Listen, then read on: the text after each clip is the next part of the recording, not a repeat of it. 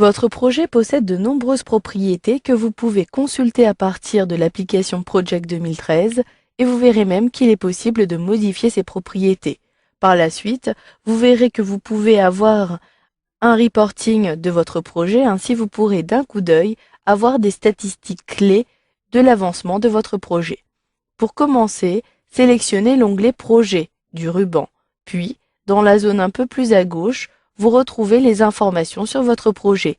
Cliquez sur cette fonctionnalité pour faire apparaître cette fenêtre-ci. Je retrouve la date de début de mon projet qui commence à partir du 2 décembre. La date actuelle est bien le 4 janvier.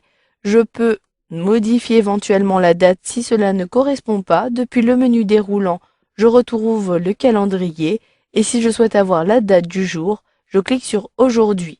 Ensuite, vous pouvez décider de modifier le type de prévision. Pour l'instant, il s'agit de prévision à partir de la date de début du projet, c'est-à-dire ici du 2 décembre. Si je souhaite plutôt avoir une prévision à partir de la date de fin, je clique ici sur Date de fin. À droite, il s'agit du calendrier standard que j'ai choisi pour mon projet. Par contre, si je souhaite avoir un calendrier 24 heures, je clique ici sur 24. Ensuite, je retrouve la priorité. Pour l'instant, ce projet possède 500 points. Si vous avez différents projets, vous pouvez choisir la priorité d'un projet. Si celui-ci est plutôt faible par rapport à un autre projet, je peux réduire ici la priorité et choisir plutôt 400. Je clique sur la flèche orientée vers le haut pour augmenter le nombre de points. Vous pouvez même saisir directement à l'aide de votre clavier le nombre de priorités. Puis, une fois que vous avez terminé, vous pouvez cliquer sur OK pour valider. Ainsi, vous prendrez en compte toutes les modifications. Par contre, ici, je souhaite avant consulter les statistiques de mon projet. Je pourrais savoir le coût, le budget actuel ou en cours. Je clique donc sur Statistiques et une autre fenêtre apparaît. Je retrouve des informations que j'avais dans la fenêtre précédente, à savoir la date de début, la date de fin, et ici, je retrouve en dessous des éléments tels que la durée, le travail ou le coût. Vous pouvez retrouver le coût en cours par rapport au planning de référence réel ou ce qui reste de votre projet. Une fois que vous avez consulté toutes les informations, cliquez ici sur Fermer. Si vous souhaitez retrouver ces informations à un autre endroit et davantage d'informations, vous pouvez également passer par le menu Fichier. Puis, vous retrouvez directement dans la rubrique Informations, à droite, les éléments principaux tels que la date de début, date de fin, etc. À nouveau, je peux modifier chacun des éléments en cliquant ici sur la donnée, puis en choisissant par exemple le type de calendrier. Je souhaite avoir davantage d'informations. Je clique donc sur le principal menu déroulant, Informations sur le projet.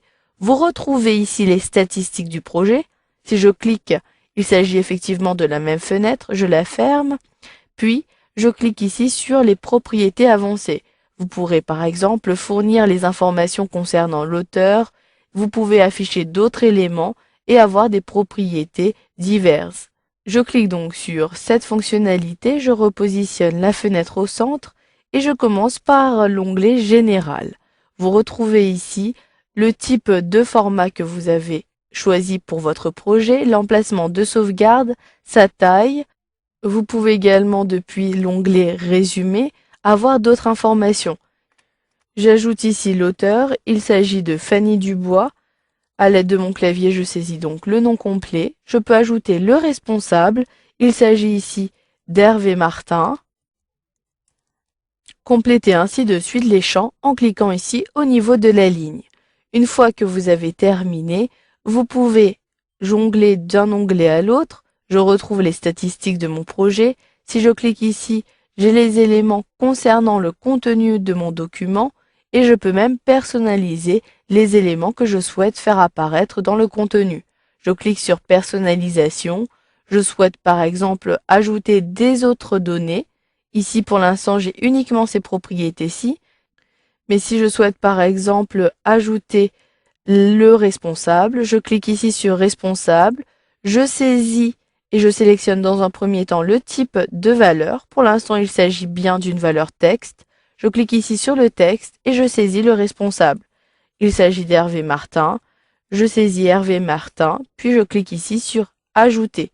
Et automatiquement ici, ma donnée a bien été intégrée dans les propriétés. Par contre, si je souhaite plutôt ajouter des champs que j'ai saisis à l'intérieur de mon projet, je peux également le faire. Pour cela, je dois sélectionner ici Lier au contenu. Depuis ce menu déroulant, je choisis le champ que je souhaite faire apparaître, tel qu'ici par exemple le coût, puis vous pouvez donner un nom à l'élément. Je saisis donc ici directement coût à l'aide de mon clavier. Une fois que j'ai terminé, il me suffit de l'ajouter. Mais comme cet élément apparaît déjà à l'intérieur ici des propriétés, je peux cliquer sur Modifier. Pour modifier une donnée, je la sélectionne et je peux ici la supprimer. Je ne souhaite plus faire apparaître la durée, je clique donc sur Supprimer. Une fois que j'ai terminé, je clique sur OK pour valider. Toutes les propriétés de mon document ont bien été modifiées. Voilà, vous avez vu comment consulter et à la fois modifier les propriétés de votre projet dans Project 2013.